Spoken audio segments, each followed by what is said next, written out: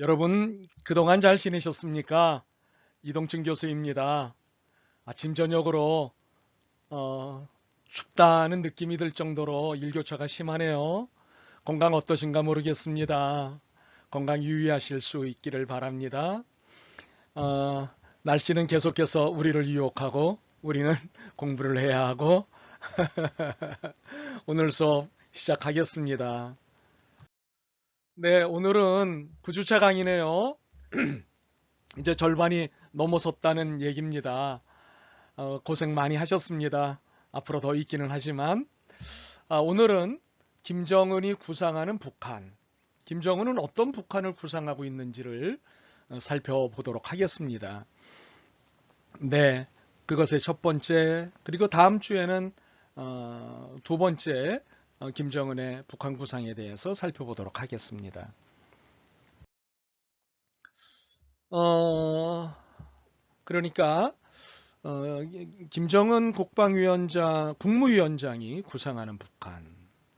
그것은 무엇보다도 일차적으로 핵을 통해서 뭔가 얻고자 하는 것이 있는 그런 구상인 거죠.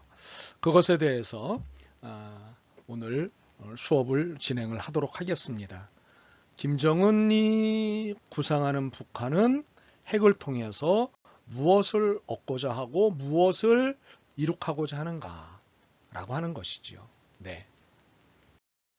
그러면 먼저 북한의 북핵에 대해서 살펴보도록 하겠습니다. 북핵. 그러니까 북한의 핵의 문제의 실상은 과연 무엇일까요? 그런데 북한의 핵을 말하기 전에 먼저 알아야 할 사실이 있습니다. 핵무기가 갖는 특성이 과연 무엇인가에 대해서입니다. 즉, 왜 핵무기를 가지려고 하는 것일까? 그러니까는 그 수많은 나라들이 전 세계의 많은 나라들이 왜 핵무기를 가지려 하는 것인가에 대해서 우리가 알 필요가 있다는 거예요. 결론부터 말한다면 핵은 엄밀한 의미에서 공격용 무기라기보다는 효과적인 정치적 수단 또는 외교적 수단으로서의 의미가 훨씬 크다는 거죠. 예를 들어 볼까요? 1945년 미국이 일본에 처음이자 마지막으로 핵무기를 사용한 적이 있습니다.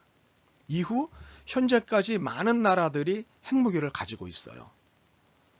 그리고 그 핵 보유 국가들이 벌인 전쟁들이 굉장히 많습니다.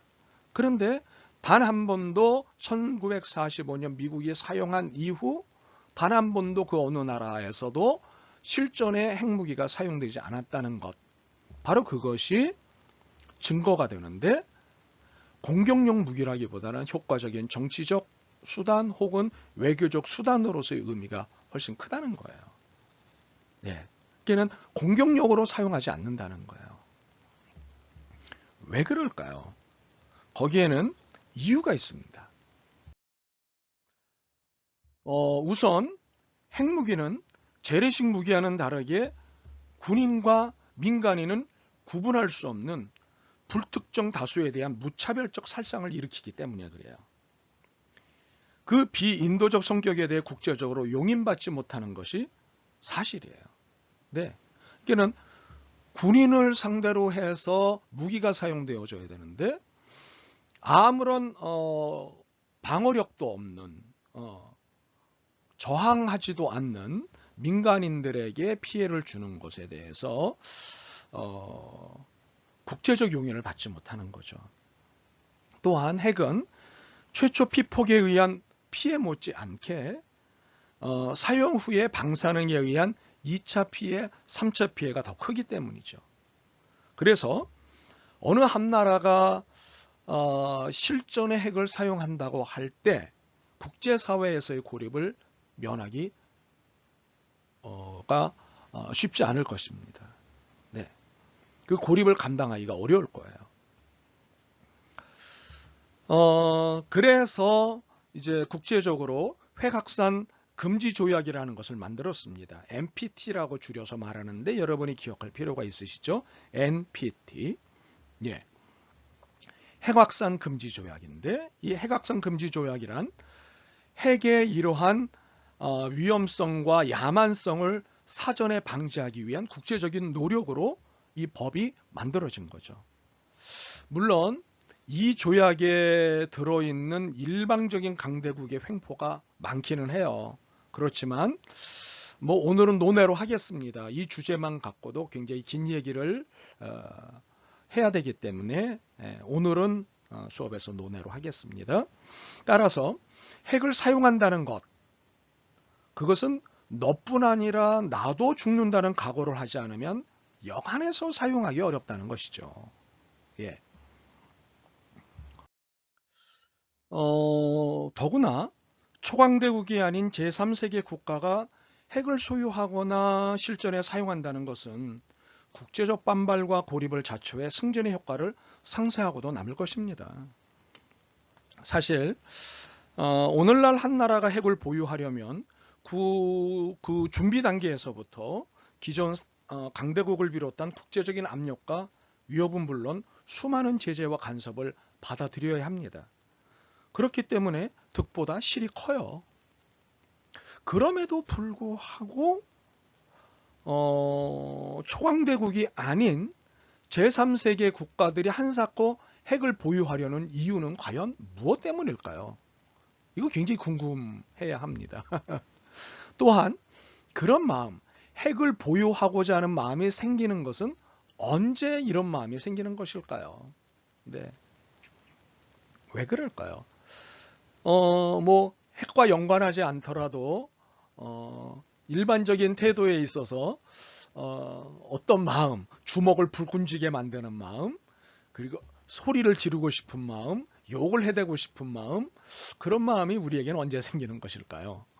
를 연상하면 대략 답이 나올 것 같기도 합니다. 그것은 특별히 효과적인 자유수단이 없는 한 나라가 스스로 소유할 체계적 압박감을 또는 체제적 압박감을 심하게 느낄 때입니다. 네. 그렇죠. 그렇게 생각이 되지 않습니까? 가장 좋은 예가 있는데요. 우리나라도 70년대 중반 유신 시대에 상당히 구체적으로 핵무기 개발을 서두르다가 중단된 일이 있습니다. 이게 박정희 정권 시절인데요. 이때 핵무기를 개발하자고 하는 정권의 깊은 고민이 있었고 실질적으로 핵무기 개발을 진행했어요. 그러다가 중단이 됐어요. 스스로 중단이 됐을까요? 아니면 어떤 압박에서 중단이 됐을까요? 제 웃음소리에서 감을 잡으실래나요? 박정희 정권은 왜 그때 핵무기를 만들려고 했을까요? 1969년에 미국의 닉슨 대통령은 베트남 및 아시아로부터 미군 병력을 철수하고 이제부터 우방 각국들은 자국 방어에 스스로 책임질 것을 골자로 하는 닉슨 독트린이라는 것을 발표했습니다. 아마 여러분 역사 시간에 또는 사회 시간에 이것을 배우셨을 것이라고 생각을 하는데요. 닉슨 독트린을 발표하면서 미국은 그 발표대로 1971년 주한미군 2만 명을 한반도에서 일방적으로 철수해 버립니다. 이때 한미 군사 동맹만 믿고 있다가 갑자기 허를 찔린 박정희 정권이요. 그 유명한 자주국방을 천명합니다. 그러면서 정권 차원에서 은밀히 핵무기 개발을 추진한 거예요. 네. 이것은 뭐 소설로도 나와 있고요. 그리고 많은 역사적인 자료들이 있습니다. 그때 한국의 핵무장 계획을 눈치챈 미국은 한국의 핵무장을 가로막았습니다. 네. 스스로 중단한 게 아니라 미국에 의해서 핵무기 개발이 가로막힌 거예요. 어떤 방법으로 핵무장을 가로막았을까요? 미국은 한국의 핵무장 계획이 이미 말한 체제적 압박감에 따른 자위 조초라는 사실을 잘 알고 있었죠. 그래서 우선 한국의 핵무장을 외교적으로 압박하는 동시에 주한미군 철수를 취소하고 자주국방을 지원하는 형태, 다시 말하면 한국의 안보 위협을 제거하는 방법으로 결국 한국의 핵무장을 막아냅니다. 네. 이때 미국이 우리를 가만 놔두거나 이 타이밍을 놓쳤으면 남한에도 핵무기가 있었을 것이고, 그리고 북한보다 훨씬 먼저 핵무기를 가지고 있었겠죠. 이게 크게 보면 1990년대 이후 북한이 핵무장을 서둘렀던 배경도 이와 같이 이해할 수 있지 않을까요? 이렇게 이해해야 되는 거 아닐까요? 네. 효과적인 자위 수단으로서의 핵무기 보유. 네. 이런 생각들을 우리가 할 수 있다는 거죠. 그렇죠? 네. 따라서 그 해법을 찾는 데 있어서 이러한 사연들은 교훈으로 삼을 수 있다고 보는 거예요. 북한이요, 수많은 어려움에도 불구하고 핵무기를 개발하려고 했던 것에는 그 이유가 있는데요. 바로 1990년대 이후에 점증되고 있는 체제 붕괴의 위기를 해소하려는 그 마지막 수단으로 볼 수 있다는 거죠. 학자들은 뭐 대체적으로 이 이야기를 하고 있습니다. 사실 북한이 남한과 함께 분단의 틀을 깨고 새로운 한반도 환경을 조성하기 위해 시도된 국제적인 노력들이 있었어요. 네, 사실 뭐 이것은 북한이 체제 붕괴의 위기감 때문에 동의한 부분이기는 합니다만, 어찌되었든 이런 위기들을 이제 이런 상황에서 우리가 이제 감지할 수 있었는데요. 어찌되었건 이 위기가 이제 일종의 화해의 기회가 될 수도 있었던 것인데, 역사적인 검토를 좀 해보면 그 첫 변화가 바로 1991년 유엔에 동시 가입한 일입니다. 남북한이 각자의 이름으로 유엔에 동시 가입한 사건은 반세기를 적대 관계 가운데 있었다가 이를 해소하고 급격한 체제 변화 대신 화해와 공존을 택하겠다는 것이었죠. 그리고 화해와 공존의 틀을 만들기 위한 국제적 시스템은 서방과 동구권에 의한 남북한 교차 승인이었어요. 그것은 암묵적인 전제가 된 건데, 남한은 소련과 중국을 비롯한 동구권과 수교를 하고요. 반면에 북한은 미국, 일본을 비롯한 서방과 수교하여 돌발적인 위험성을 국제적으로 없애자는 것이었습니다. 이에 남한은 곧바로 소련, 중국을 필두로 모든 사회주의 국가와 수교했어요. 그러나 이러한 암묵적 화해 시스템의 또 다른 축인 북한과 서방과의 수교는 그 이후 10년이 넘도록 진전되지 못했습니다. 게다가 사회주의 맹방인 구소련과 중국 등 옛 공산권과의 관계는 예전만 못하게 되었어요. 북한으로서는 외교적 고립감을 갖지 않을 수 없었던 거죠. 엎친 데 덮친 격으로 1990년대에 들어서 수해 등 거듭된 자연재해와 식량난으로 경제적 파산 위기를 맞은 데다가 김일성 주석의 사망마저 겹쳤던 거예요. 그래서 북한 사회는 체제 유지 자체가 최대 현안이 된 것이죠. 네.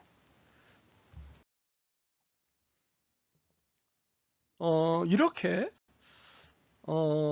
북한의 위기감, 고립감은 남북한 주요 상황과 비교를 하더라도, 비교해서 살펴보더라도 우리가 이제 잘 알 수가 있어요.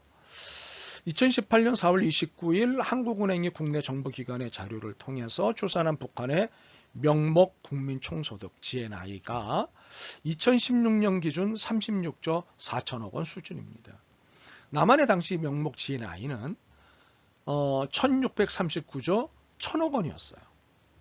그러니까 남한 경제 규모가 북한의 45배라는 의미죠.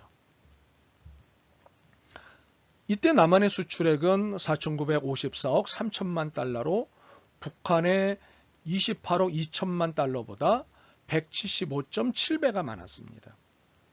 수출과 수입을 합친 무역 총액도 남한이 130.1배로 모든 지표에서 엄청난 격차를 보이고 있습니다. 게다가 남한은 선진국 대접을 받는다는 OECD 회원국이기도 하지요. 심지어는 군사력마저도 주한미군을 포함한다면 재래식 전력마저 남한이 우위에 선 지가 이미 오래됐어요. 통계에 따르면 또는 전언에 따르면 군사와 무기 숫자가 북한이 앞선다고 하지만 그 효율성과 현대성 그리고 군사비 총액에 있어서는 비교되지 않을 만큼 남쪽이 앞섭니다. 이런 핵무기를 빼고 이런 사실은 서해교전을 통해 이미 충분히 확인을 됐죠.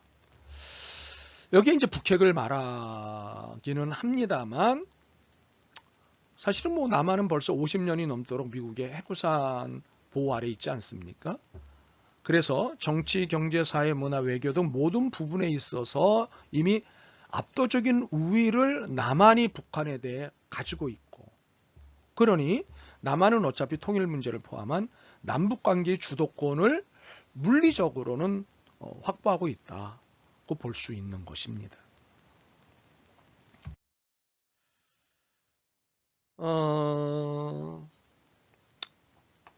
어찌되었건 북한 정권이 그토록 거부감을 가졌던 남쪽과 손을 잡으려 하는 이유 그것은 좋든 싫든 엄연한 격차로 인정하지 않을 수 없을 것이기 때문일 겁니다. 이처럼 모든 부분에서 남한과의 격차가 벌어지는 지금 북한이 가장 두려워하는 것은 북한이라는 존재 자체가 완전히 물어 없어져 버리는 것입니다. 그러나 북한의 입장에서는 그것을 막을 수 있을 만한 그 어떤 수단도 사실은 없어요. 결론적으로 그들에게 미련을 갖게 만드는 마지막 하나 남은 협상 수단이 바로 대량 살상 무기, 즉 북핵인 거예요. 그래서 북한은 핵을 통해서 자기 체제의 생존과 관련된 마지막 흥정 또는 마지막 협상을 하고 싶은 거죠. 이 점을 놓쳐서는 안 돼요. 이것이 북핵을 이해하는 매우 중요한 사실입니다. 사실 우리는 북한이 핵무기를 가지고 실제로 전쟁을 일으킬까 두려워합니다. 그러나 앞서 설명했다시피 핵이 무엇인지 알고 핵 사용에 대한 역사적인 검토를 해보면 이것은 충분히 오해라고 하는 사실을 인정하시게 될 거예요. 사실 북한이 핵을 실전에서 무기로 사용한다는 것은 함께 죽자는 말이잖아요. 전쟁에서 이긴다는 의미가 전혀 없어요. 자신도 죽을 각오를 해야 돼요. 과연 그러고 일으킬까요? 그러므로 북핵 위기를 해소할 수 있는 평화적인 유일한 길은 북한을 인정하고 체제 위협을 덜어주고 그들의 개혁 개방을 도와줘야 하는 거예요. 네. 그런데 혹시 이 설명이 북한의 핵 보유를 허용해도 좋다는 것으로 이해되지 않기를 바랍니다. 제가 이렇게 설명하면 앞뒤 문맥을 다 빼놓고 오해하기도 하셔요. 결코 그렇지 않습니다. 북한의 비핵화는 반드시 이루어져야 돼요. 네. 우리의 지척에 핵무기의 위협이 있는 것을 두고 우리가 살 수는 없잖아요. 나아가서 북한 비핵화뿐만 아니라 한반도 비핵화 지대도 이루어져야 돼요. 북한만 핵이 없어지면 안 되죠. 남한도 사실은 없어져야죠. 예. 그래서 북한을 포함해 한반도의 핵무기 보유뿐만 아니라 반입 자체가 금지되어야 해요. 그리고 궁극적으로는 지구상의 모든 핵이 사라져야 해요. 네. 인류를 가장 공포스럽게 만드는 살상무기가 핵무기잖아요. 핵무기는 한반도에만 있나요? 아닙니다. 중국, 소련 많습니다. 예. 세계 각국이 있습니다. 널려져 있는 게 핵무기입니다. 각국이 보유하고 있는 모든 핵무기가 폭발되는 순간 지구는 흔적도 없이 사라지죠. 네. 어마어마한 겁니다. 그래서 결국 이것이 한반도의 평화와 통일을 위해 꼭 필요한 작업이라고 하는 것. 북한의 비핵화뿐만 아니라 한반도의 비핵화 지대도 만들어져야 되고 궁극적으로는 지구상의 모든 핵이 사라져야 한반도의 평화 통일에 도움이 된다고 하는 사실을 우리가 인정하면 좋겠습니다. 이번에는 앞에 부분의 강의의 내용의 연장선상이기는 하지만 북한이 핵을 가진다고 하는 의미, 그리고 그 핵보유를 통해서 이후에 구상하는 바로 그것은 비핵화를 통해서 얻고자 하는 그 무엇인 거죠. 그렇게 한반도 비핵화의 담론들이 그동안 무엇이 있었는지 2018년을 정점으로 해서 그 이전과 그 이후의 얘기들을 이후에 본격적으로 펼쳐나가도록 하겠습니다. 네. 북한의 핵 보유에서 비핵화의 입장으로 선회한 과정에는 다음의 이유와 내용이 있습니다. 그러니까는 핵 보유가 굉장히 중요했던 시절에서 이제 이 핵 보유를 통해서 비핵화의 입장을 내비치면서 뭔가 이유가 있는 전개들을 해나가고 있는데, 이렇게 선회한 과정에는 몇 가지 이유와 내용이 있습니다. 김정은 위원장은 북한의 노선을 선친의 선군 노선에서 핵 경제 건설 병진 노선으로 기본 노선의 변화를 시도하였습니다. 그러니까 선군 노선, 군을 강화시키고 국방을 강화시키는 것이 우선이다라고 하는 노선에서 군사와 함께 경제 문제도 함께 해나가야 한다. 그러니까 국방력 또는 군사력을 강화시키는 것에 집중하는 것이 아니라 경제 건설도 함께 해나가야 한다는 병진 노선으로 기본 노선의 변화를 시도했습니다. 그러니까 선군 노선에서 핵은 경제적으로 취약한 북한을 지켜주는 방패 역할을 했지만, 병진 노선에서 핵은 재래식, 그러니까 통상 전력에 들어갈 비용을 절감해주는 경제적 무기이자 적으로부터 북한을 지켜주는 만능 보검이 됩니다. 재래식 무기에 들어가는 비용보다 핵무기에 들어가는 비용이 적지는 않지만, 그러나 재래식 무기를 핵무기에 비해서 얼마나 많이 가져야 되는 것을 산정한다면 핵무기 하나로 뭐 어마어마한 재래식 무기를 감당할 수 있는 거거든요. 그래서 저비용 고효율을 나타내는 것이 사실은 핵무기입니다. 그래서 비용을 절감해주는 경제적 무기이자 적으로부터 북한을 지켜주는 만능 보검이 되는 것이죠.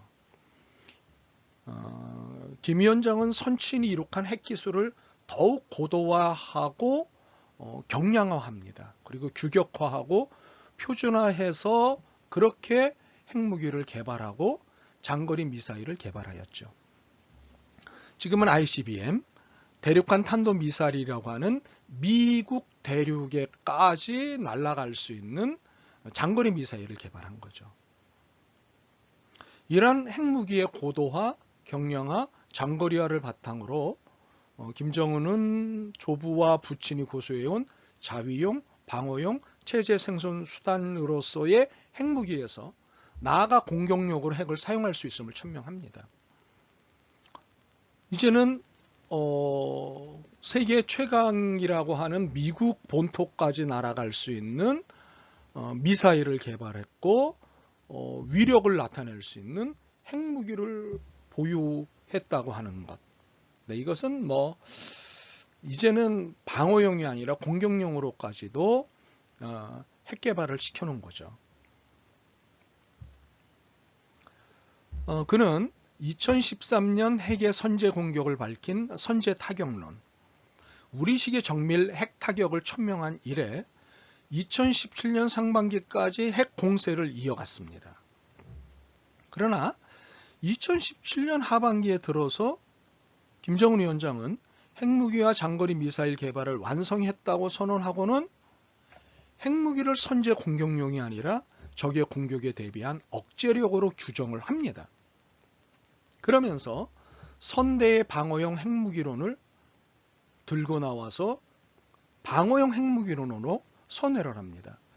공격용으로 쓰겠다라고 이야기를 했던 지난 시절의 태도에서 완전 선회를 하는 거죠. 공격용에서 방어용으로 선회를 하는 거예요.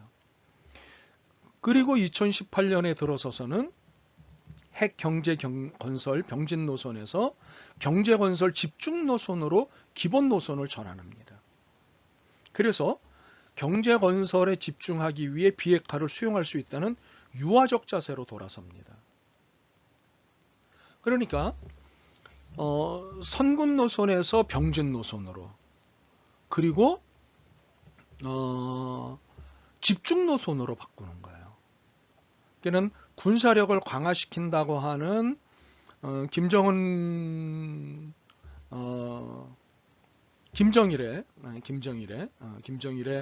태도에서 이제 그 핵과 경제를 병진하겠다고 하는, 함께 나아가게 하겠다는 그런 노선으로 바꾸고, 그리고 2018년에 들어와서는 비핵화를 수용할 수 있다고 하는 유화적 태도를 보이면서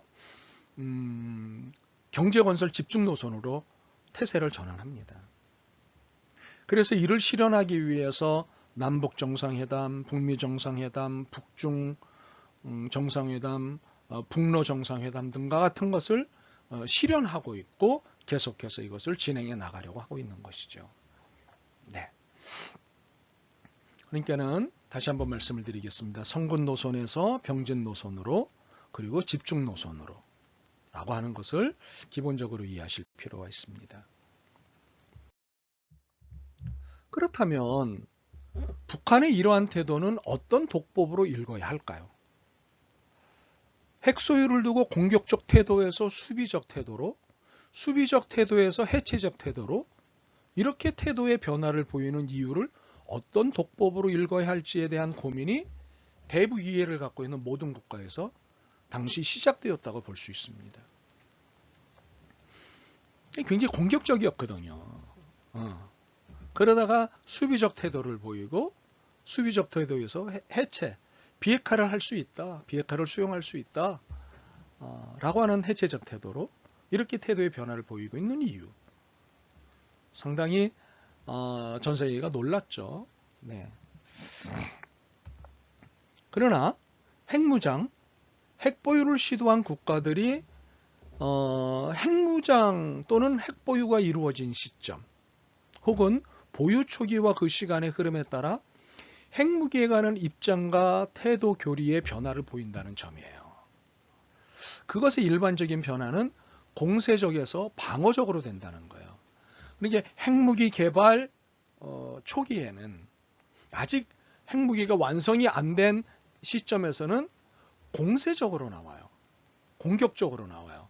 그러다가 핵무기가 완성이 되고 핵 보유가 확실시되면 방어적이 된다는 거예요.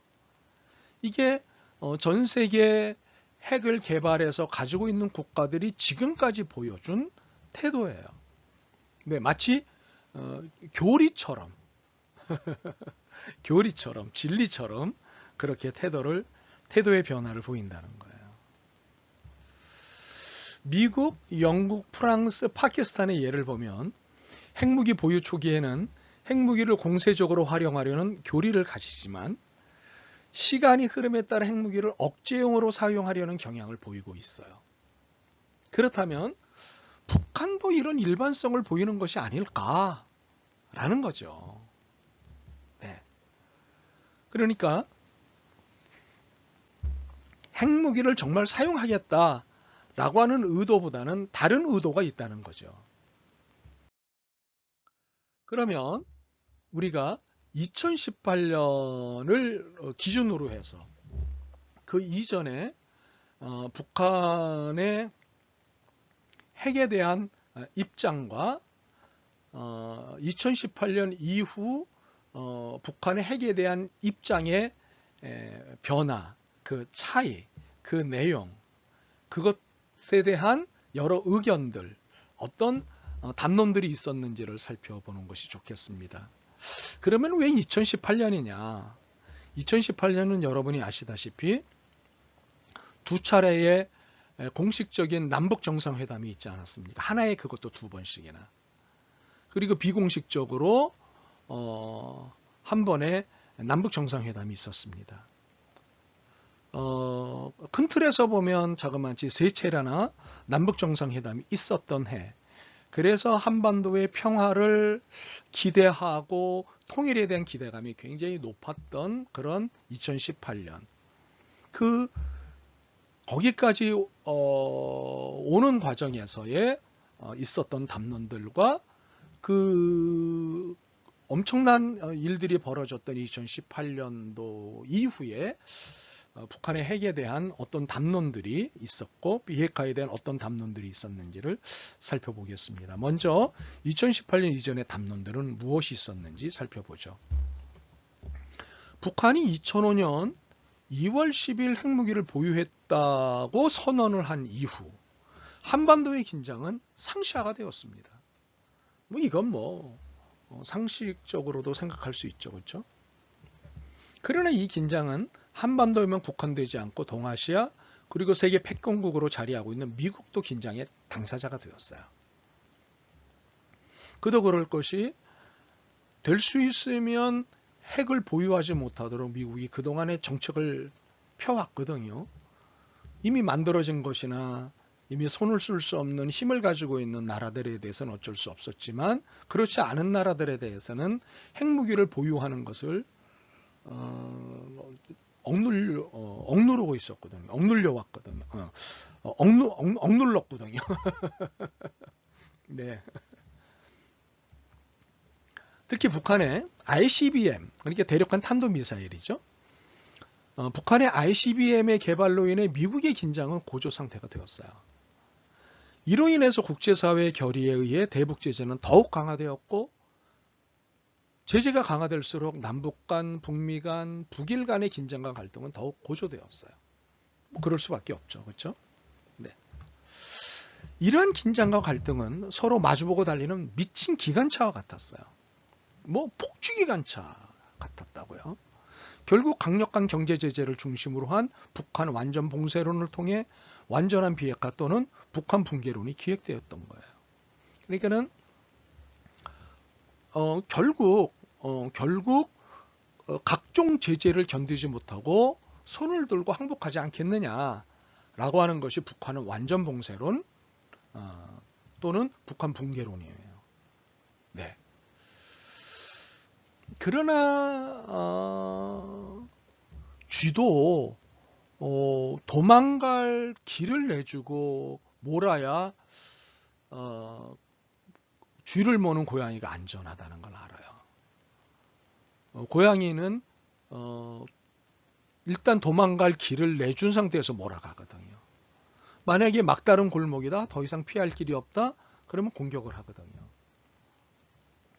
완전 봉쇄론, 북한 붕괴론, 나중에 더 얘기를 하도록 하겠습니다. 그동안 유엔 중심으로 북한의 비핵화를 위해 취했던 대북 제재를 보면 안보리 결의 1718호 1차 핵실험에 따른 제재였어요. 그리고 미사일 발사에 따른 제재가 있었고요. 그리고 안보리 결의 1874호가 있었는데 2차 핵실험에 따른 제재이고 미사일 발사에 따른 제재였어요. 그리고 안보리 결의 2087호가 있었는데 미사일 발사에 따른 제재가 있었어요. 그리고 안보리 결의 2094호 3차 핵실험에 따른 제재. 예. 이렇게 보시다시피 나중에는 불법 밀수에 대한 제재까지도 받았어요. 네. 그러니까 안보리 결의 2097호까지 되어 있는 상태예요. 이렇게 국제사회는 제재라는 방식의 북한의 비핵화를 유도해 왔다고요. 그러니까 제재를 통해 북한의 비핵화를 유도해 왔어요. 이렇게 봉쇄를 하면 북한은 견디다 못해 비핵화를 선언하고 비핵화 프로그램에 따라 순환양이 될 것이다. 그런 생각을 했습니다. 이게 2018년 이전의 담론들이에요. 그런데 이러한 방식의 비핵화 유도는 핵무기가 국제관계에 미치는 영향을 이해하는 여러 방식 중 하나를 선택하여 일거기 때문이에요. 이게 무슨 소리냐 하면 국제관계에 미치는 핵무기의 영향에 대해 크게 4개의 학설이 경쟁하고 있어요. 핵무기가 국제관계에 어떤 영향을 미칠 것인가에 대한 학설이 하나만 있는 게 아니라 북한은 완전 봉쇄론과 같은 학설 하나만 있는 것이 아니라 4개 학설이 경쟁하고 있다고 하는 사실이에요. 첫째는요, 핵무기의 큰 파괴력이 상대방을 압도하기 때문에 핵무기가 공세적 또는 방어적으로 사용될 수 있다는 신화설입니다. 이것은 2차 세계대전 직후 미국에서 형성된 것으로 핵무기 투하 후 일본이 항복한 것에서 유리한 학설이에요. 그는 일본이 어떻게 항복을 했느냐? 핵무기를 투하하지 않았다면 항복했겠느냐? 아니다. 핵무기를 투하했기 때문에 일본이 항복한 것이다. 바로 이 신화설이 이 역사적 증거를 배경으로 해서 주장을 하는 거거든요. 네. 이런 강력한 태도를 가진 매우 보수적인 태도를 가진 분들은 여기에 관심이 많습니다. 그러나 이런 학설도 있습니다. 초기 국제정치학자와 군사전략가들이 가졌던 생각인데요. 핵무기를 공격수단이 아닌 상대방의 공격을 억제하려는 수단으로 이해하는 학설로 핵혁명파라고 하는 학설이 있어요. 그는 공격수단이 아니라 상대방의 공격을 억제하는 억제수단으로서 핵무기를 소유하고 핵무기를 사용한다는 거예요. 이게 핵혁명파의 이론이에요. 그러니까 핵무기의 파괴력이 얼마나 대단한지 여러분 아시잖아요. 제가 설명도 잠깐 드렸다시피 이 피폭은 2차 피해, 3차 피해가 어마어마합니다. 네. 그리고 그 파괴력은 이미 말로 다 할 수 없고요. 그래서 핵무기가 실제 전장에서는 사용하기 어렵다는 주장이었어요. 실제로 앞서서도 설명을 드렸지만 미국이 일본의 핵무기를 사용한 이후 지금까지 핵무기를 전쟁에서 사용한 나라가 없거든요. 그런 경우가 없거든요. 핵혁명파의 학설이 설득력을 받는 이유예요. 셋째, 위기조성학파가 말하는 위기조성론이 있어요. 이것은 핵무기의 보유가 위기를 유발하고 대규모 전쟁까지 이르지는 않지만 위기 국면을 악화시키는 확전을 조장한다고 주장하는 학설이에요. 이 학파의 핵심 주장은 안정-불안정 역설로 요약할 수 있는데요. 이것은 양국이 2차 공격 능력을 구비할 경우 전면적 핵전쟁, 본토 공격과 같은 고강도 분쟁이 일어나지 않아 안정적이지만 재래식 전력까지 동원될 수 있는 저강도 분쟁이 자주 발생한다고 보기 때문이죠. 이게는 고강도 분쟁, 즉 핵무기를 사용하는 고강도 분쟁이 일어나지는 않겠지만 또는 본토 공격과 같은 고강도 분쟁이 일어나지는 않겠지만 그러나 핵무기 대신 재래식 전력을 총동원해서 사용하거나 아니면 저강도 분쟁이 자주 발생할 수 있다고 보는 거죠. 그러니까 핵무기 보유가 위기를 조성한다고 하는 입장이죠. 네, 또 이 학설 또한 설득력이 있지 않습니까? 넷째는요. 핵무기가 국제관계에 중요한 영향을 초래하지 않는다고 보는 핵무용학파예요. 핵무용학파. 이 학파는 다시 두 개의 주장으로 나눠지는데요. 하나는 2차 세계대전 이후 재래식 무기의 파괴력이 핵무기의 파괴력에 버금가고 있기 때문에 재래식 무기를 사용한 전면전도 핵무기를 활용하는 전면전과 차이가 없다는 주장이에요. 사실이 그래요. 이게 핵무기의 상대 개념이 재래식 무기거든요. 재래식 무기가 뭐 신식 무기가 아니라서 재래식 무기가 아니라 핵무기를 무기학에서는 신식 무기로 보고, 그리고 핵무기 이외에는 재래식 무기로 보는 거예요. 이 재래식 무기하고 핵무기하고 견주어 봤을 때 핵무기에 버금가는 위력을 재래식 무기가 지금 가지고 있다고요. 네. 그래서 이런 핵무역 학파의 하나의 주장이고요. 네. 더 나아가 2차 세계대전 이후 평화의 유지는 핵무기가 아닌 재래식 무기의 파괴력에 기인한다고 주장을 해요. 자, 이 학파의 또 다른 주장은 핵 보유국과 저발전국 간 관계에서 핵무기가 군사적 또는 심리적 효과를 가지지 못한다는 주장이에요. 자, 더 볼까요? 저발전국에는 생산시설과 인구가 밀접한 지역이 없기 때문에 핵무기를 사용하기에 적절한 대상이 원천적으로 존재하지 않으므로 핵보유국이 핵무기를 사용한다고 위협해도, 심지어 핵무기를 사용해도 저발전국에는 큰 영향을 줄 수 없다는 주장이에요. 아무것도 없는데 뭐 핵무기 사용해봐야 그런 거죠. 오히려 그냥 핵무기가 아니라 다른 것으로 사용해도 얼마든지 제압할 수 있는데 굳이 핵무기를 사용할 필요가 있겠느냐. 네. 이미 엄청난 위력을 갖고 있는 나라가 힘이 없는 나라를 상대로 해서 핵무기를 사용한다는 건 쓸데없는 낭비가 된다, 이런 얘기예요. 그래서 무용학파에 두 가지 설이 있는 거죠. 이해가 되시죠? 네. 그렇다면 이 네 개의 학설 중 경험적으로 어떤 학설이 타당성을 인정받을까요? 자, 여러분은 무엇이라고 생각하세요? 네 가지 학설. 경험적 연구 결과를 보면 첫째, 핵 보유국이 위기에 관련되는 빈도가 높다는 사실이에요. 특히 핵무기를 보유한 국가 사이에는 위기가 예외적으로 자주 난다는 거예요. 오히려 핵 보유하기 전보다 핵 보유하고 난 이후가 더 위기가 고조가 된다는 거예요. 네. 역설적이죠, 그렇죠? 네. 둘째로 무력 분쟁의 강도가 높지 않은 상태에서 핵 보유국이 확전을 주도할 개연성이 높다는 거예요. 네. 핵 보유국은 비군사적 위기를 군사적 위기로 심화시키는 경향을 보이는데, 위기 상황에서 한 국가만이 핵무기를 보유하거나 또는 여러 국가가 핵무기를 보유하는지 여부와는 상관이 없다는 것이에요.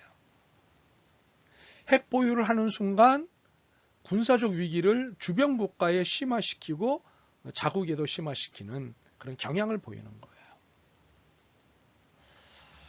아이러니하죠. 네. 셋째로 핵 보유국 사이에는 높은 수준의 무력 분쟁이 거의 일어나지 않는다는 거예요. 반면 어느 한 국가만이 핵무기를 보유하거나 양국 모두 핵무기를 보유하지 않을 때 고강도 무력 분쟁이 일어날 개연성이 높다는 거예요.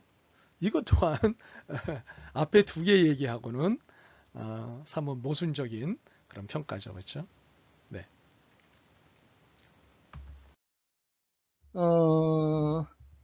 이렇게 이 세 가지의 연구 결과를 두고 판단할 때요, 앞서 살펴본 네 개 학설 중에 안정 불안정 역설로 요약할 수 있는 위기 조성학파의 주장이 보다 타당성을 갖는다고 볼 수 있지 않을까 싶어요.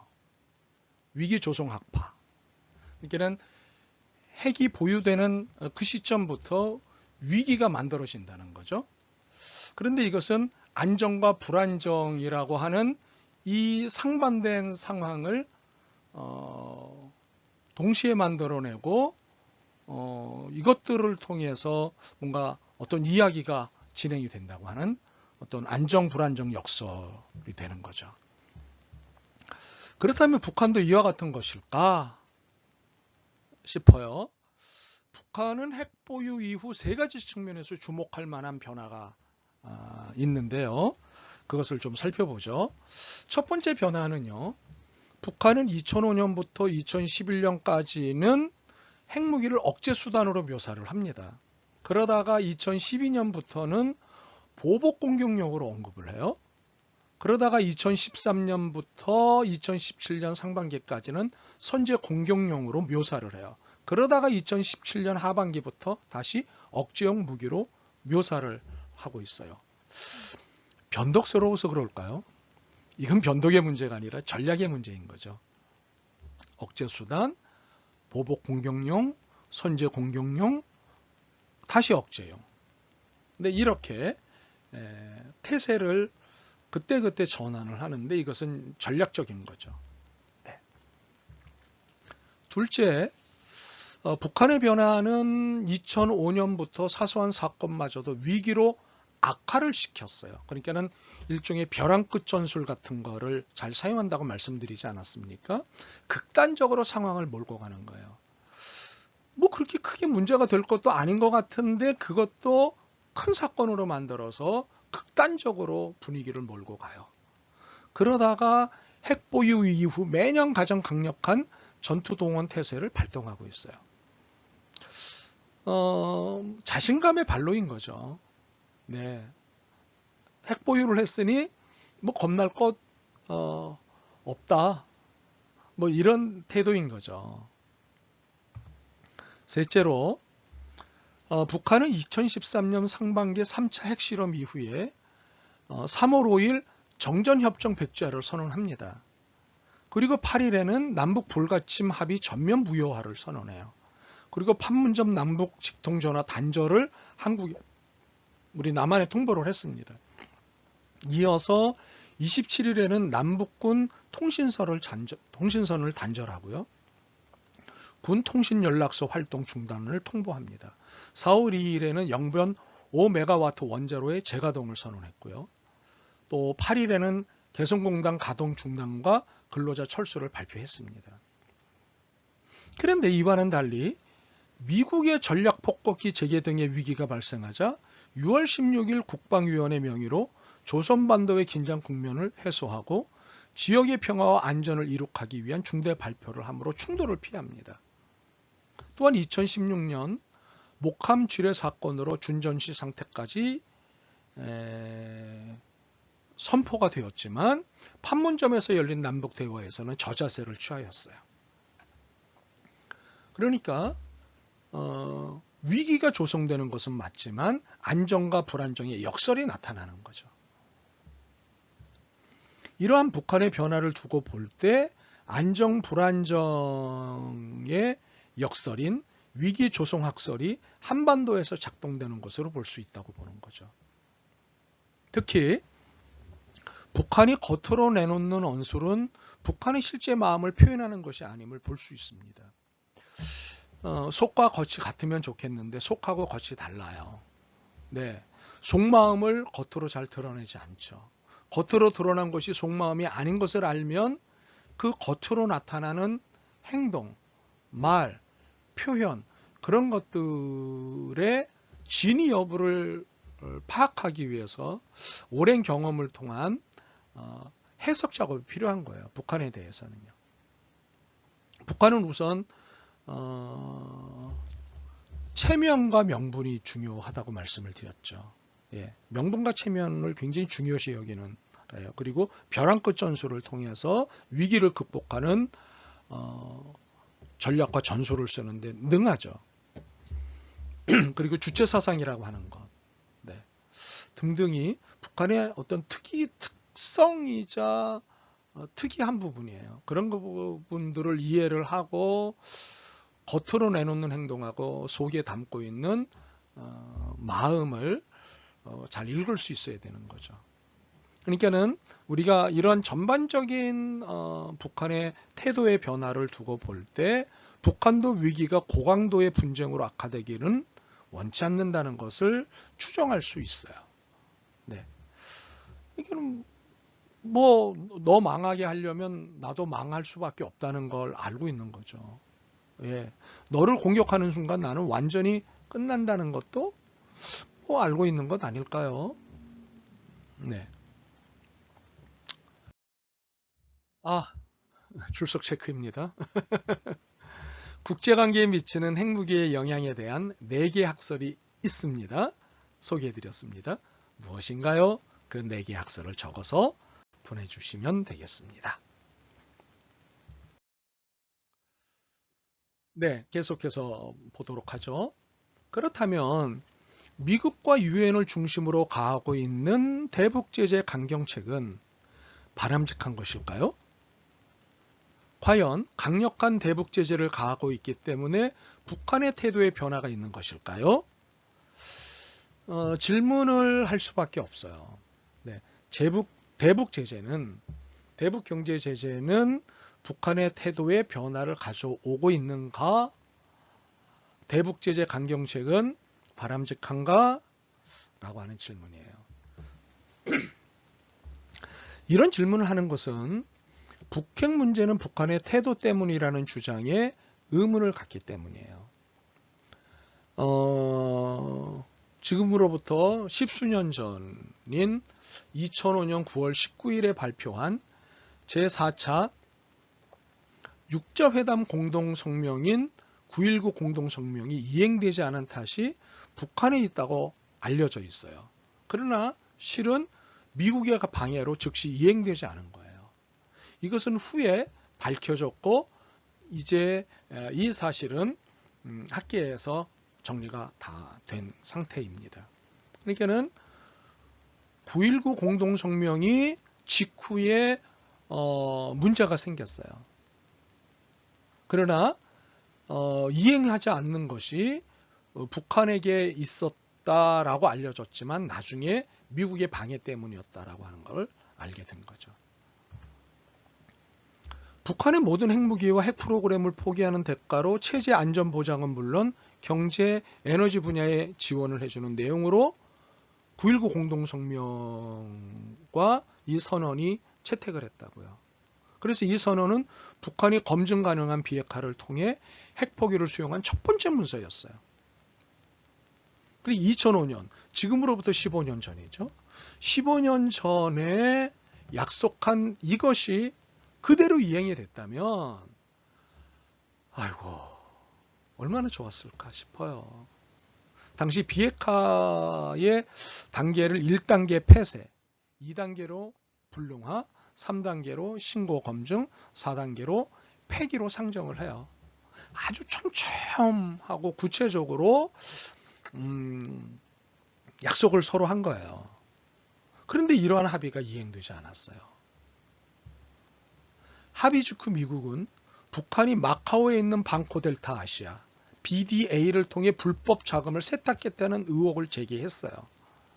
그러면서 BDA를 돈 세탁 우려 대상으로 지정하는 동시에 BDA의 북한 계좌에 있던 2,400만 달러를 동결합니다. 그 당시에 2,400만 달러는 어마어마한 돈이죠.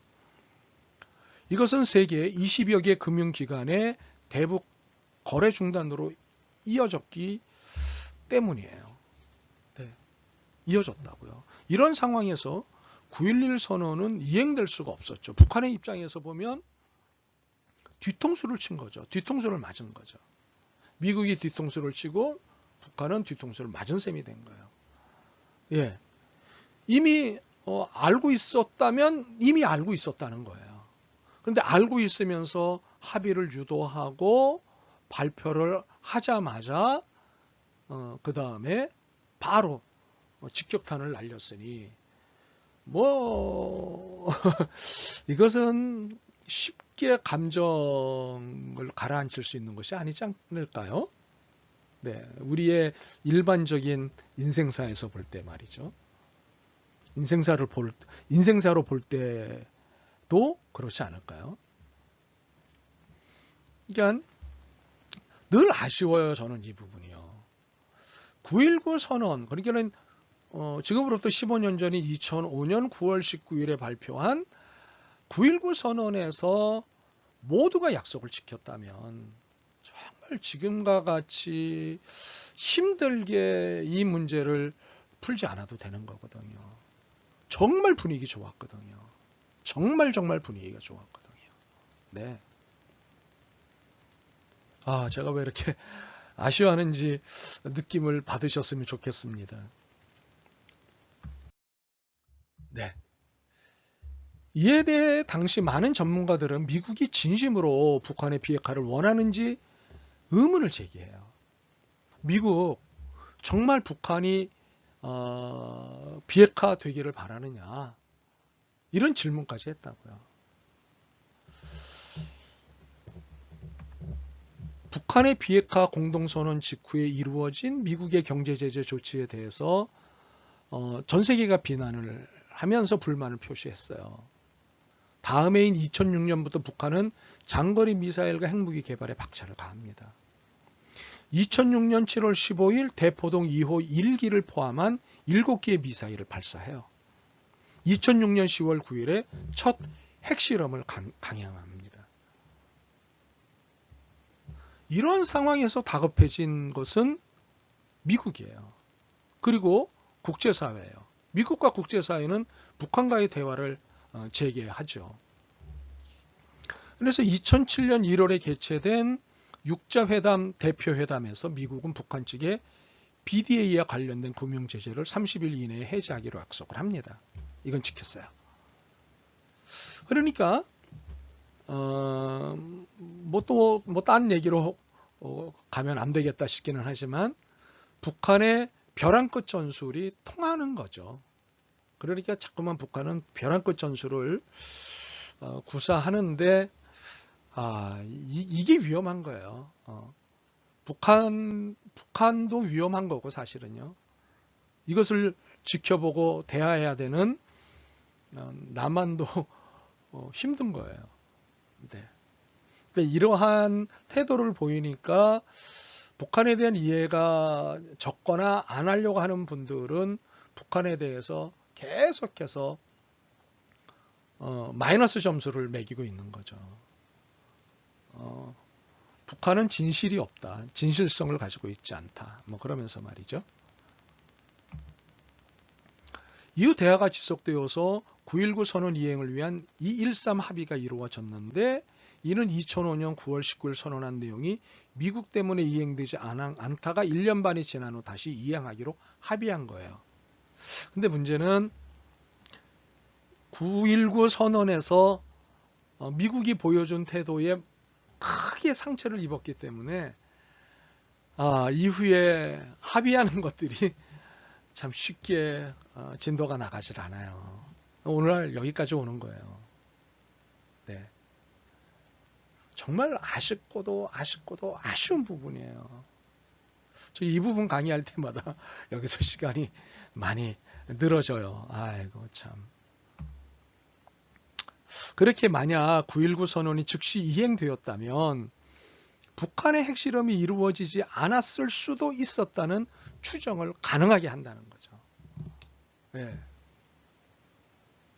정말 9.19 선언이 즉시 이행이 됐기만 하더라면 이게 미국도 자체적으로 복잡해요. 사실은요. 따지고 보면 나중에 기회가 되면 미국 정치계 안에 북한을 이해하는 다양한 태도들, 북한의 핵을 해석하는 다양한 해석 담론들에 대해서 나중에 말씀을 드릴 기회가 있었으면 좋겠는데 이번 학기가 가능할지 모르겠습니다. 혹시 다음 학기나 그 다음 학기면 가능할 수도 있겠다 싶습니다만 네, 어찌되었건 9.19 선언의 이행이 불발이 되었다는 게 굉장히 아쉬워요. 근데 이것은 북한에게 문제가 있다고 이해하시면 안 됩니다. 미국이 직후에 보인 태도가 문제인 거예요. 예. 알았더라도 이것을 풀 수 있는 여러 가지 방법들이 있었는데 꼭 그렇게 했어야 되느냐는 거예요. 그래서 그 부분에 관한 한 일단 미국에 의심을 보내는 거예요. 전 세계가.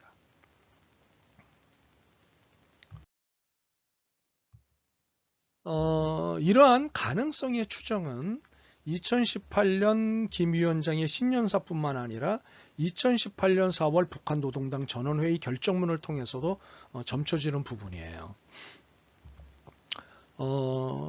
노동당 전원회의가 굉장히 중요하거든요. 북한에서는. 근데 이 전원회의 결정문에 보면 핵무장을 실현하였다고도 천명하였고 4월 21일부터 핵실험과 대륙간 탄도미사일 실험을 중지하겠다고 선언을 해요. 그리고 핵시험 전면 중지를 위한 국제사회의 노력에 동참하겠다고도 천명을 해요. 그리고 북한에 대한 핵위협, 핵도발이 없는 한 핵무기를 사용하지 않겠다고 해요. 그리고 사회주의 경제를 세워 인민생활을 획기적으로 높이겠다고 했고 경제 건설을 위해 주변국 국제사회와 대화하겠다고도 이 결정문에서 발표를 합니다. 네. 그러니까는 이렇게 볼 수 있는 거예요. 건드리지 않으면, 체제를 보장해주면 핵무기 사용하지 않고 비핵화로도 가겠고, 그리고 끊임없이 자기 발전과 변화를 위해서 노력하겠다라고 노동당 전원회의에서 결정을 하고 이것을 발표했다고요. 예. 종합하면 핵무력 건설이 완성되었다고 선포하며 이제는 경제 건설에 집중하겠다는 의사를 밝힌 거죠. 앞서 설명했던 것이 아마 이해가 되실 거예요. 그런 핵무기가 완전히 보유되기 전까지는 공격적이고 그리고 과격한 발언을 하지만, 그러나 핵무기가 완성이 되고 핵 보유가 결정이 되고 난 다음부터는 태세가 전환이 되는 거죠. 방어적이고 그리고 유화적이고 그리고 소통을 하려고 하는 태도로 바뀌었다고 하는 거죠.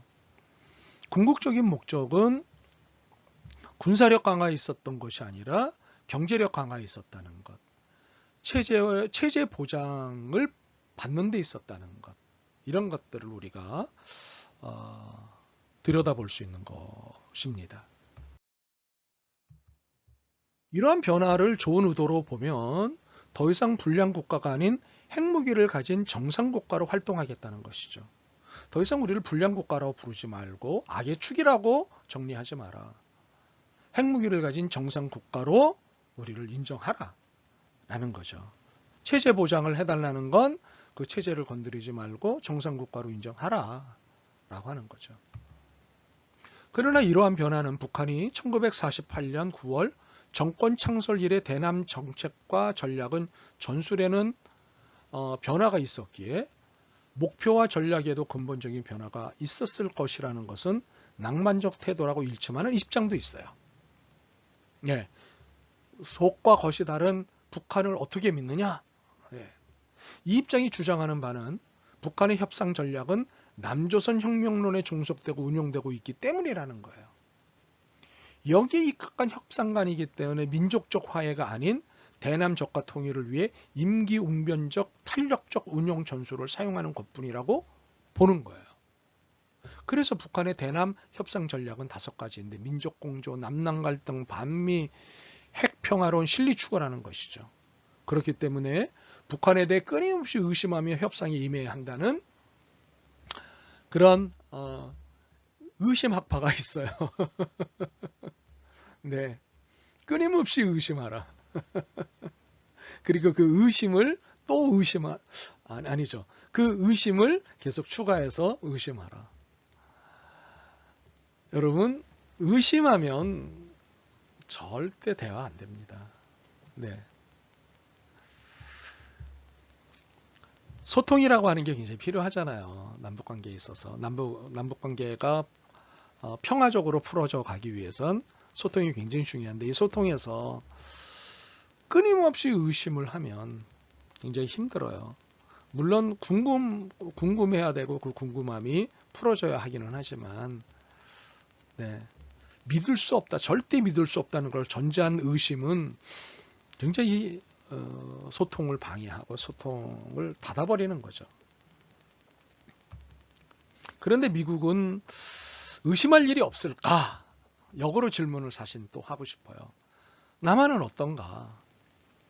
이 의심의 부분에 있어 당사자로서는 상대에 대해 기본적으로 품을 수밖에 없는 것이 아닌가. 특히 국제관계, 국제정치는 무정부 상태인데 의심이라는 기본적 자세로 모든 나라가 임하는 것은 아닐까. 물론 현 시점에서 북한은 제재를 받고 있기에 대북 관계는 이 한계 안에서 해결책을 찾아 나갈 수밖에 없는 매우 안타까움이 있어요. 그러나 2018년 이전과 이후는 분명 다르다고 하는 것. 그것을 말씀드리고 싶습니다. 자, 그러면 2018년 이전의 담론들과 2018년 이후의 담론들로 나누어서 살펴보자고 한 것에 이제 2018년 이후의 담론들을 좀 살펴보도록 하겠습니다. 출첵부터 해야 되겠구나. 9.19 합의 직후 발생한 방코델타 아시아 사건은 무엇인지 설명드렸죠? 네, 이 사건이 무엇인지 간략하게 설명을 보내주시기 바랍니다. 죄송합니다. 2018년 이후 담론들은 위에서 살펴보았듯이 북한을 어떻게 이해하고 대하느냐는 2018년 이전의 관점과 방법이 아닌 2018년 이후의 관점과 방법을 찾고 가져야 한다는 거예요. 예. 2018년 이후의 새로운 관점과 방법을 찾아봐야 하는 거죠. 이전이 적대적 관점에서 방법을 찾았다면 이후는 협력적 관점에서 찾아야 합니다. 이전이 불신적 관점에서 방법을 찾았다면 이후는 신뢰적 관점에서 찾아야 합니다. 이것은 2018년도로 수차례의 남북정상회담과 다수의 관계자 회의를 살펴볼 때 잠정적일 수는 있지만 이전과 이후는 그 관점과 방법이 달라져야 함을 보게 됩니다. 2020년이니까는 몇 년이 지났으니까 또 달라져야 된다? 그건 아닙니다. 2018년이라고 하는 분기점은 굉장히 중요합니다. 이제 2년 지나지 않았습니까? 아쉬운 2년이지만 그러나 이제는 달라진 관점에서 남북 문제를 들여다봐야 된다는 거예요. 네. 어떤 면에서는 보다 냉정하고 과감해질 필요도 있을 것입니다. 예컨대 지금의 분위기로 볼 때 북한의 핵을 우리가 두려워하고 신경 쓸 필요가 있는지, 비핵화에 몰두할 필요가 있는지, 북한이 주체사상을 거의 거론하지 않는데 이념 대결의 소산인 국가보안법을 유지하는 것이 바람직한지, 이런 전반적인 것들을 냉정하게 생각할 필요가 있다는 거죠. 네.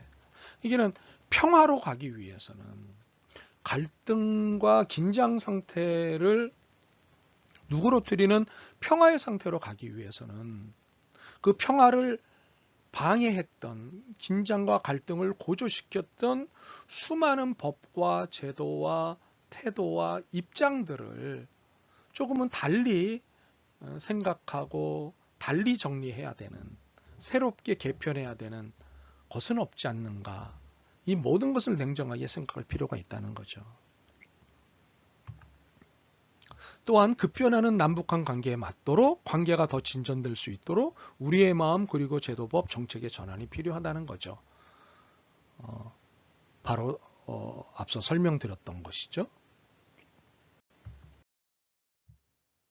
이런 의미에서 2018년 10월 23일 문재인 대통령이 9월 평양 공동선언과 4월 27일 판문점 선언 이행을 위한 군사 분야 합의서를 비준한 것은 보다 냉정하고 과감한 결단이었다고 보입니다. 이후에 국회와 합의가 안 돼서 안타깝지만, 물론 국회 동의를 받지 않고 대통령이 비준한 것을 두고 위헌이냐, 위법이냐, 합법이냐를 두고 논란이 있는 것은 사실이에요. 이것은 세 가지 면에서 논란과 시비가 되고 있습니다. 첫째, 아버지격인 판문점 선언은 국회에 계류 중인데 이후에 합의된 9.19 평양 공동선언과 판문점 선언 이행을 위한 군사합의서를 비준한다는 것은 모순이자 국회 동의를 더 어렵게 할 뿐이라는 것이었어요. 네. 자, 이게 9.19 평양 공동선언보다 앞선 것이 판문점 선언이라면 판문점 선언을 비준을 하고 그 다음에 합의한 것을 비준하는 것, 이것이 순서적으로 맞는 것 아니냐라고 하는 논리적 주장이죠. 뭐 논리적으로는 설득력이 있어요. 네. 그러나 9.19 평양 공동선언은 판문점 선언을 좀 확장한 것이기 때문에 여기에 덮어쓰기가 된다고 하는 거예요. 그런 관점에서 보면 충분히 이것도 논리를 가지고 있는 거죠. 둘째로 군사 분야 합의서 비준은 위헌 소지가 있다는 거예요. 주장인즉 군사 분야 합의서가 안보에 위협이 되는 내용인지 검토가 필요하다는 것이죠. 만약 안보에 위협이 된다면 국회 비준 동의를 건너뛰는 것은 위헌적 측면이 있다는 것이에요. 특히 대한민국 헌법 3조에 보면 대한민국의 영토는 한반도와 그 부속 도서로 한다는 영토 조항이 있어요. 그러니까 북한도 부속 도서로 취하는 거예요. 그래서 북한을 헌법적으로 인정하지 않는다라고 주장하는 분들이 있는 거예요. 이 헌법 조항대로라면 북한은 대한민국의 영토를 불법 점유한 정치 집단이고 군사 분야 합의서는 문 대통령과 이 정치 집단과의 조약이라고 하는 주장인 거예요. 근데 우리는 이미 유엔에 각각의 국가로 인정을 받고 그리고 그것을 서로 인정을 하고 유엔에 동시 가입을 했거든요. 국제사회가 그것을 인정을 했고요. 북한을 하나의 국가로, 남한을 국가로 인정하듯 북한도 하나의 국가로 인정을 하고, 그리고 우리가 그동안에 끊임없이 정상회담을 했잖아요. 정상이라는 건 뭐예요? 그 나라의 뭐 대통령 두 순회가 모여서 합의를 했고 그것을 인정하고 선포했고, 예, 이미 국가로서 한 나라의 원수로서 한 나라의 대통령으로서 인정을 한 거 아니겠습니까? 그래서 이런 논리들은 매우 안타까운 논리들인 거예요. 그래서 빨리 손을 봐야 된다는 거죠. 네. 셋째, 상황에 따라 되돌릴 수 없는 선언문은 아니라는 것이다. 는 거죠. 이것의 주장은 남북관계 발전법에 따르면 국회 동의를 얻지 않고 비준된 남북 합의는 대통령이 언제든지 효력을 정지시킬 수 있다는 점을 지적하며 어차피 문 대통령의 비준도 불가역은 아니라는 주장인 거예요.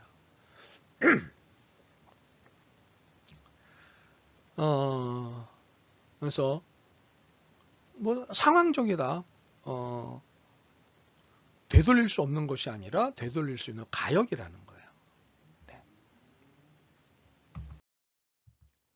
이런 양측의 주장은 남북한 공동선언이 헌법에 적용을 받느냐, 남북관계 발전법에 적용을 받느냐의 여부는 북한을 국가로 보느냐, 즉 남북한 관계를 국가 간의 관계로 보느냐, 특수한 관계로 보느냐에 달려 있다는 것이죠. 우리의 수업은 우리 헌법에 북한을 국가로 인정하지 않는 이상 국내적으로 남북한 관계를 국가의 관계로 보지 않는 것이 불합리하지는 않다고 봐요. 따라서 남북한 공동선언은 헌법이 아니라 남북관계 발전법에 적용을 받는 것이 타당하다고 보는 것이죠. 이에 따라 정부가 공동선언을 국회 동의를 받지 않고 비준한 것은 위헌이라 할 수 없다고 하는 그런 입장을 취하겠습니다. 단지 공동선언이 국가나 국민에게 중대한 재정적 부담을 지우는 것인데 국회 동의를 받지 않았다면 남북관계 발전법 제21조 3항을 위반한 것이 되므로 이에 대해서는 정치적 논의와 합의가 필요할 것이에요. 남북관계 발전법이라는 것이 있어요. 이것은 남북 간에 합의를 했고 그리고 이 발전법은 국회 동의를 받은 거예요. 그러므로 헌법에 저촉이 될 때 새 법에 의해서 재해석되면 되는 거거든요. 보충 해석이 되면 되는 거거든요. 그런데 남북관계발전법 제21조의 취지는 남북한 관계를 국민의 대표기관인 국회가 동의한다는 측면에서 바람직하지만 정부가 효율적으로 추진해야 할 사안에 대해서 정치적 논쟁으로 지연되거나 포기되는 상황이 될 가능성도 높기에 이 조항이 필요한지에 대해서 보다 신중한 검토가 필요할 것이라는 거예요. 네, 복잡하죠, 여러분. 네, 이렇게 복잡해요. 아, 레포트를 내드릴게요. 한반도 비핵화에 대한 담론이 2018년 전후로 나누어집니다. 이제 이해가 되시죠? 이것을 요약 정리하시고 이에 대한 자신의 생각을 정리하십시오. 주제가 세네요. 이해하시리라고 믿습니다. 10월 29일 목요일 24시까지 다음의 이메일 주소로 A4 용지 1페이지 분량, 포인트는 10포인트 크기로 해서 보내주시기를 바랍니다. 네, 여러분 이걸 이렇게 레포트를 정리하면서 수업의 내용을 정리하실 수 있고 그러면서 여러분이 지식과 지혜가 쌓여가실 수 있다고 믿습니다. 네. 우리가 살펴보았다시피 단순히 핵보유는 악이고 비핵화는 선이다라는 논리에 의한 담론이 아니라 더 냉정하고 과감한 인식의 변화가 필요한 시점이지 않을까 싶습니다. 핵보유는 악이고 비핵화는 선이다. 이런 논리에 의한 담론이 아니라 좀 더 새로운 접근의 태도가 필요할 때가 아닌가 그렇게 생각합니다. 오늘도 많은 양 그리고 굉장히 복잡한 이야기를 잘 소화하시느라고 애쓰셨습니다. 늘 고맙습니다. 오늘도 수고 많으셨습니다. 다음 시간에 뵐 때까지 안녕.